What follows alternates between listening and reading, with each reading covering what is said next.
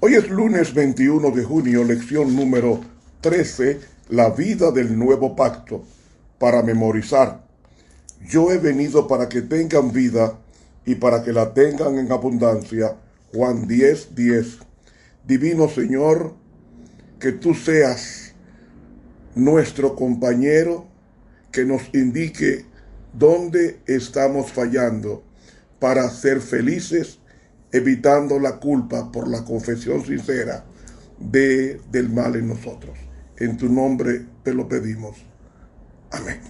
Para hoy lunes, libre de culpa. Ayer hablamos de las emociones, el gozo. Hoy hablaremos de otra emoción, esta es negativa, la culpa. Y como emoción humana que es, la culpa y su resultante sentimiento de culpabilidad la hemos experimentado a lo largo de nuestras vidas, siendo una emoción negativa, pues en definitiva nos hace sentir mal la culpa. Pero definir la culpa como algo negativo o como algo positivo no es tan simple como identificarla a los sentimientos que pueden venir juntos a ella, sino que requiere un análisis más profundo e individualizado de todos los factores que intervienen. La culpa es una emoción, pero ¿qué son las emociones? Las emociones, dijimos, son indicios, señales de nuestro cuerpo y psiquis que nos indican o propician estímulos útiles para identificar nuestro camino y acciones en la vida, facilitando nuestro proceso adaptativo al entorno en que nos movemos. ¿Cuándo sentimos culpa? Normalmente cuando rompemos o creemos haber roto ciertas normas o significados tanto personales como sociales, de carácter ético, natural, religioso, sexual, existencial, y podemos encontrarnos ante una culpa causa-efecto. Hicimos algo que pensamos que no debíamos haber hecho, o a la inversa. No hicimos algo que creíamos debía haberse hecho y ahora nos sentimos mal, pudiendo ser todo esto algo real o imaginario. Resulta obvio que todos deseamos evitar el sentimiento de culpa, pues es un sentimiento que nos lleva con facilidad a la tristeza, a la vergüenza, a la autocompasión, a la mala conciencia, a los remordimientos, provocando una mezcla de emociones y de sentimientos que nos hace sentir mal y además se retroalimentan entre sí, dificultando su identificación y una superación positiva de los mismos. Así que, como consecuencia de no querer experimentar lo anterior, se produce un proceso de autoaprendizaje y evitación de lo que nos llevó a ello anteriormente. Por ejemplo, si lastimar a alguien nos produce el sentimiento de culpa, dicho sentimiento a su vez nos enseñará a no desear lastimar nuevamente a nadie, encontrando aquí un factor positivo de las emociones adaptativo y social. De ahí hay que hacer un proceso de reflexión que nos permita olvidar, y ahí entra el Espíritu Santo. ¿Por qué? Porque la culpa puede convertirse en una emoción carente de utilidad si su generación no responde a hechos objetivamente reprobables. Hermanos, en teoría, los grupos sociales desde la sociedad de la familia se dotan a sí mismos de un conjunto normativo para mantener un orden y una armonía colectivas. Sin embargo, esta normatividad es normalmente preestablecida e impuesta per se, por lo que en la práctica es necesario comprender que dicha normativa no siempre responde a intereses colectivos. Así que, viéndolo así, este factor nos puede llevar a una culpabilidad generada desde las estructuras de control que no responde a transgresiones de hecho natural y racionalmente negativos. Pero quien nos dice qué es bueno y qué es malo es Dios. De todo árbol del huerto comerás o podrás comer, mas del árbol de la ciencia del bien y del mal no podrás comer, porque el día que de él comieres vas a morir. ¿Qué es la culpa? La culpa es un delito culposo dado por el acto o por la omisión que genera un resultado que es descrito, sancionado por la ley penal. El culpable debería haber previsto dicho resultado, en cambio no actuó con el cuidado que debía. Entonces la culpa implica un accionar imprudente y descuidado. La culpa es un delito. Toda persona culpable es delincuente porque delinque, viola, incidenta una ley. Entonces, como la Biblia nos dice, el pecado está en aquel que sabe hacer lo bueno y no lo hace.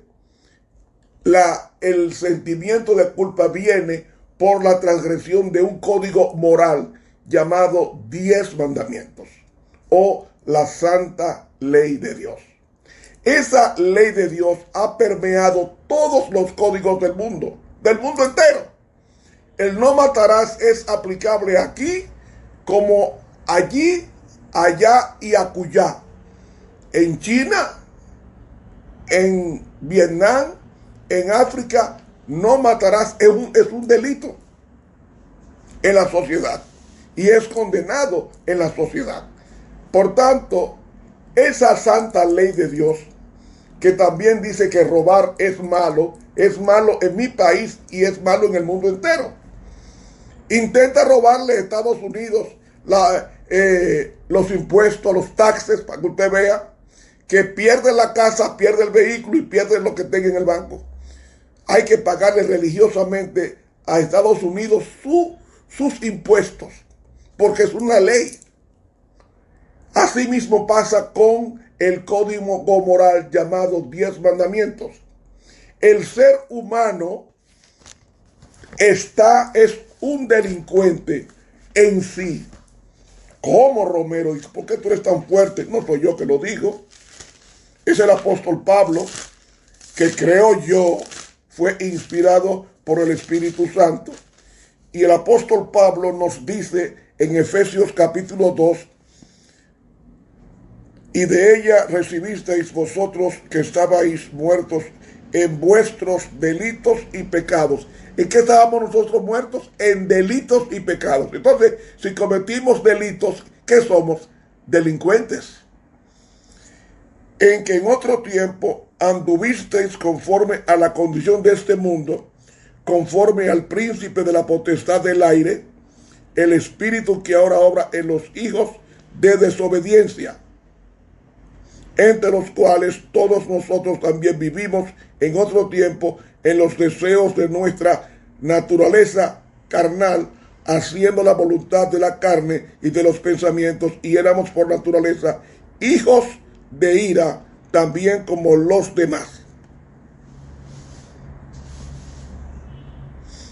La Biblia nos está diciendo que el ser humano es delincuente. ¿Por qué es delincuente? Porque transgrede la ley de Dios en forma volitiva y agradable. Y agradable. No matamos con un cuchillo a una persona, pero le matamos su influencia y su reputación con el chisme y hablando mal de esa persona. ¿Me está siguiendo la idea? Entonces, el sentimiento de culpa lo crea una voz interior que ha puesto en el ser humano llamado Espíritu Santo. Él es quien hizo que el sentimiento de culpa se apoderara de Adán cuando cometió el pecado, porque cuando escucha la voz de Dios se esconde. ¿Qué es eso? Sentimiento de culpa. Y ese sentimiento de culpa, si no nos lleva al arrepentimiento, es decir, a dejar de hacer lo malo, entonces ya no es arrepentimiento, es remordimiento. Y hay que establecer la diferencia entre remordimiento y arrepentimiento. Remordimiento es esa actitud de rechazo, de repudio de algo que yo he hecho malo. Eso es remordimiento. Remordimiento es ese sentimiento de culpa que tiene una persona por algo que ha hecho y que le intranquiliza, pero ese algo que ha hecho, si no lo mueve el arrepentimiento, no hay salvación. Porque el sentimiento de culpa debe llevarnos a reconocer que hicimos mal.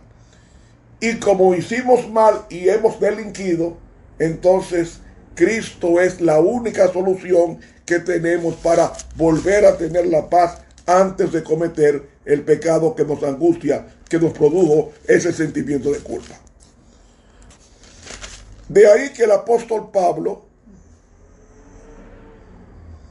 en el libro de Romanos, el capítulo 8, nos dice: ahora pues, ninguna condenación hay para los que están en Cristo Jesús, los cuales no andan conforme a la carne, sino conforme al Espíritu. ¿Para quiénes no hay condenación? Para los que están en Cristo Jesús. ¿Y qué significa estar en Cristo Jesús? Búsquese a Juan capítulo 14. Versículo Juan capítulo 14 y el versículo 20. En aquel día vosotros conoceréis que yo estoy en mi Padre, y vosotros en mí, y yo en vosotros. El que tiene mis mandamientos y los guarda, aquel es el que me ama, y el que me ama será amado de mi Padre, y yo le amaré y me manifestaré a él. ¿Qué es tener a Cristo? Es tenerlo viviendo a través de su santa ley. Como dice el capítulo 15 y los versículos 4 al 7, estad en mí. En el griego dice, permaneced en mí continuamente. Usa la palabra meno. Estad en mí continuamente y yo en vosotros, como el pámpano no puede llevar fruto de sí mismo si no estuviere en la vid, así ni vosotros si no estuviereis en mí. Yo soy la vid, vosotros los pámpanos.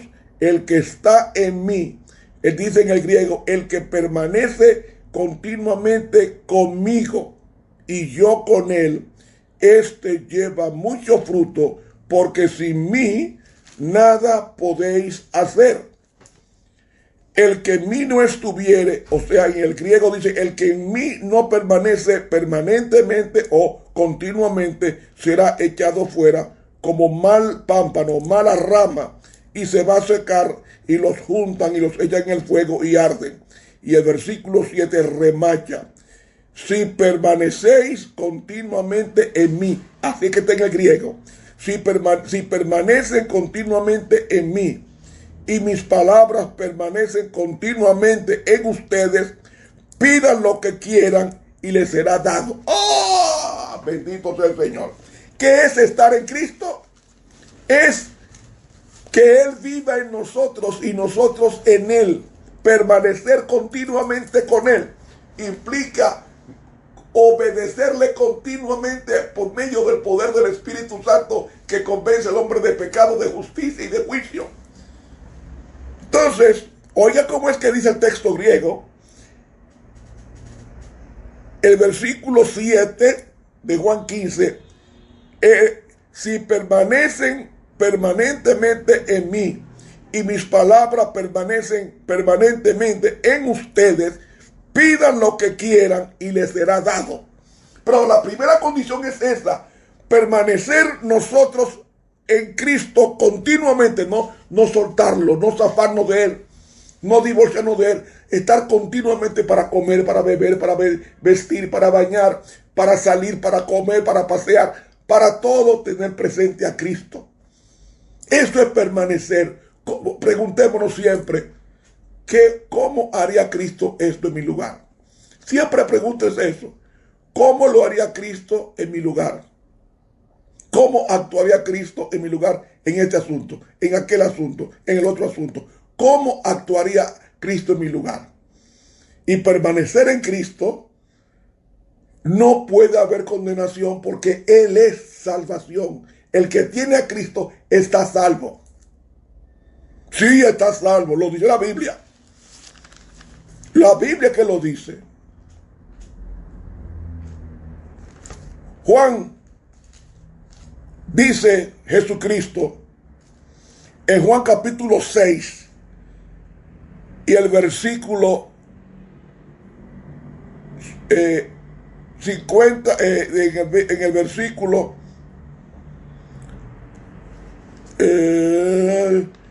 53.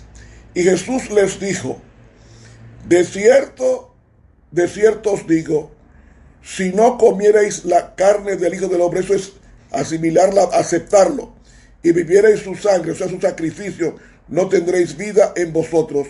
El que come mi carne continuamente, así que tenga el griego, el que come mi carne continuamente. ¿Qué es comer la carne? Es aceptar. ¿Por qué? Porque si tú comes carne, forma parte de tu naturaleza. ¿Me estás siguiendo? Si tú comes arroz, ese arroz forma parte de tu naturaleza en los nutrientes que tiene, vitaminas y minerales. Entonces, el que come mi carne continuamente y bebe mi sangre continuamente. Beber la sangre implica aceptar su sacrificio. El que come mi carne continuamente, o sea, aceptar la persona Cristo y beber mi sangre, o sea, aceptar su sacrificio hecho en la cruz de Calvario por nosotros, dice aquí, tiene, en el griego está en presente continuo, sigue teniendo vida eterna, tiene vida eterna. Y si tiene vida eterna, ¿por qué muere? Porque aquí habla, yo le resucitaré en el día postrero. ¿Por qué muere? Porque la persona vida lo va a levantar. ¿Por qué Dios permite que los hijos santos mueran si ya Cristo mora en ellos? Lo que pasa es que este cuerpo es un cuerpo terrenal. Cuando Cristo venga por segunda vez, nos va a dar un cuerpo diferente. Dice 1 Corintios 15, es un cuerpo celestial para poder vivir con los celestiales ángeles y con el Dios celestial. ¿Me está siguiendo? De ahí que tenemos que entender que la razón por la cual Dios permite que San Pedro, que San Pablo, que San Juan, que todos esos santos apóstoles murieran es porque sus cuerpos son terrenales y cuerpos pecaminosos que no soportarían la presencia de Dios cuando venga en gloria. Entonces, ¿qué va a hacer Él? ¿Qué va a hacer Él? 1 Corintios 15 dice lo que Él va a hacer. Él va a transformar este cuerpo de bajeza a su semejanza. Y entonces cuando los muertos en Cristo resuciten, ¿con qué cuerpo van a resucitar? Con el mismo cuerpo con que Cristo ascendió al cielo. Porque dice aquí, dice el apóstol Pablo en 1 Corintios capítulo 15, versículo 50.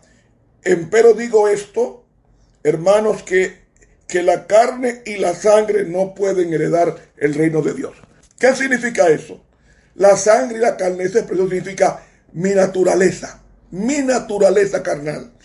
Es decir, este cuerpo humano no puede heredar el reino de Dios porque no soportaría la refulgencia de la gloria de Dios, sino que quedaría consumido por el fuego consumidor.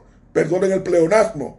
Pero digo esto, hermanos, que la carne y la sangre no pueden heredar el reino de Dios, ni la corrupción hereda la incorrupción. 51. He aquí os digo un misterio. Todos ciertamente no dormiremos, mas todos seremos transformados. En un momento, en un abrir y cerrar de ojos, a la final trompeta, porque será tocada la trompeta y los muertos serán levantados sin corrupción. ¿Ve? Un cuerpo nuevo. Y nosotros seremos transformados. ¿En qué? En un cuerpo nuevo.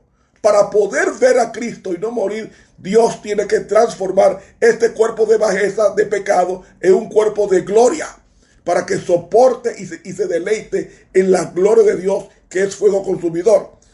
Porque es necesario que esto corruptible, porque este cuerpo hiede, sea vestido de incorrupción, y esto mortal, porque este cuerpo muere, sea vestido de inmortalidad.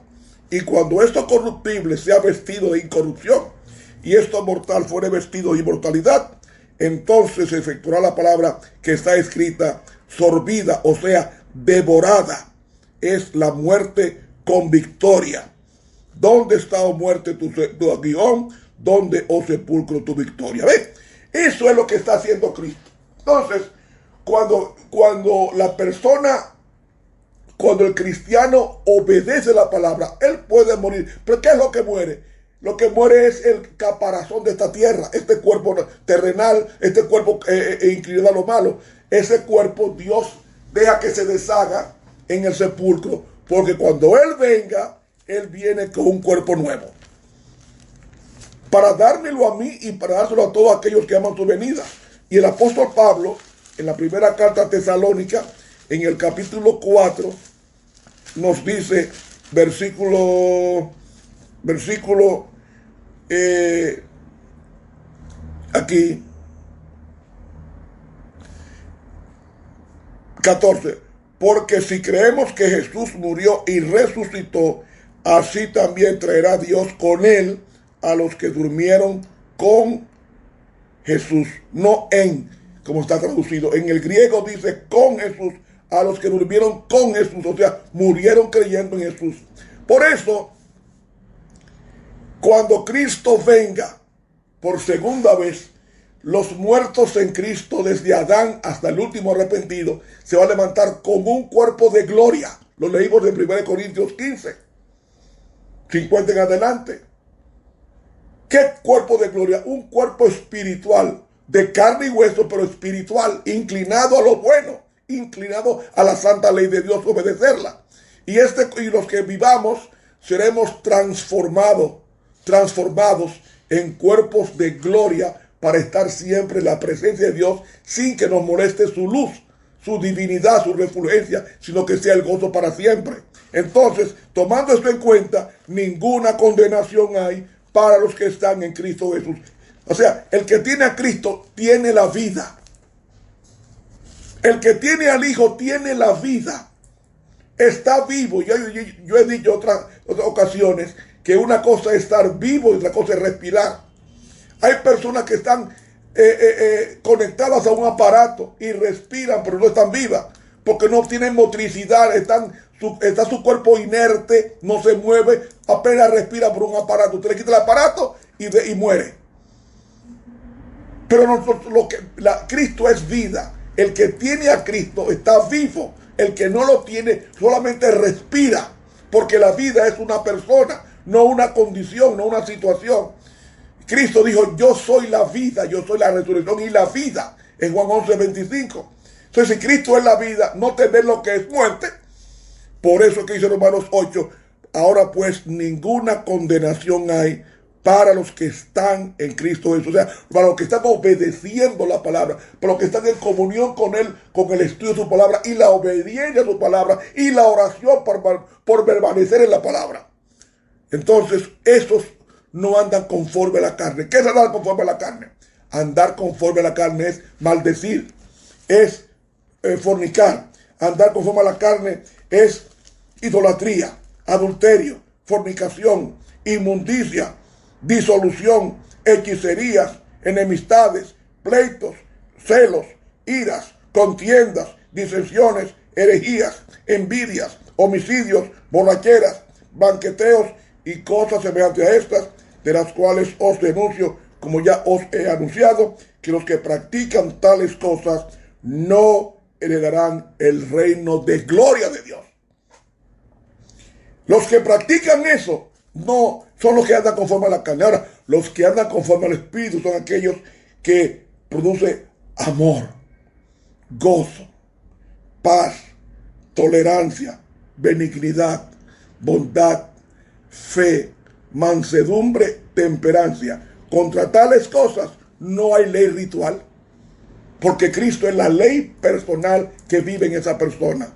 Termino con 2 líneas del Espíritu de Profecía, que está en el comentario bíblico tomo 4, página 669.